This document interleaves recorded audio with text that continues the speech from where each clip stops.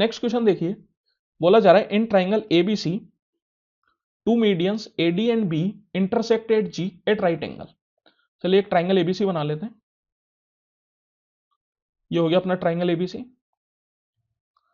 अब इसमें दो मीडियन जो है वो एडी और बी है, मतलब एक मीडियन तो ए से तो बीसी पे होगा, वो कुछ इस तरीके से मान लेते हैं, और एक मीडियन बी है मतलब बी से होगा वो, तो कुछ इस तरीके से एसी पे, ठीक है बी।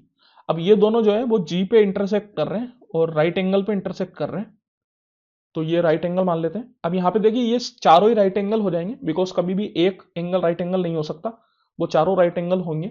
इफ एडी 12, अगर एडी जो है 12 है, मतलब ये पूरी लेंथ जो है 12 के बराबर है,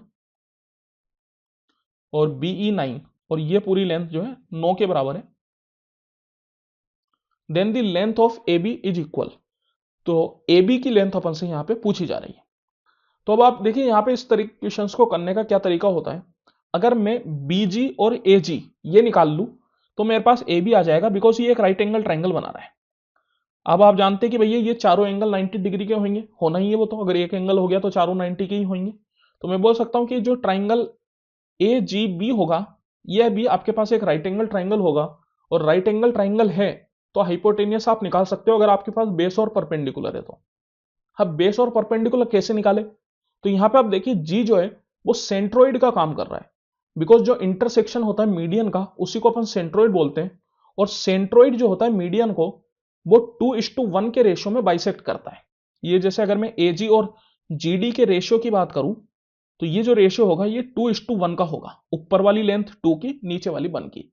अब यहां पे अगर मेरे को एजी निकालना है तो ये जो 2 और 1 इनका सम करेंगे तो 3 आएगा, और ये 3 की वैल्यू अपन को दे रखी है 12 के बराबर, बिकॉज 2 + 1 3 हो जाएगा, और ये 3 क्या है एडी, और एडी की ओरिजिनल लेंथ क्या है 12, तो 1 की वैल्यू आ गई 4। अपन को निकालना है एजी, एजी क्या है 2 यूनिट, तो 2 की वैल्यू 2 × 4 8, तो एजी अपन को यहां पे मिल चुका है 8 के बराबर। अब सेम तरीके से अपन बीजी निकाल लेते हैं।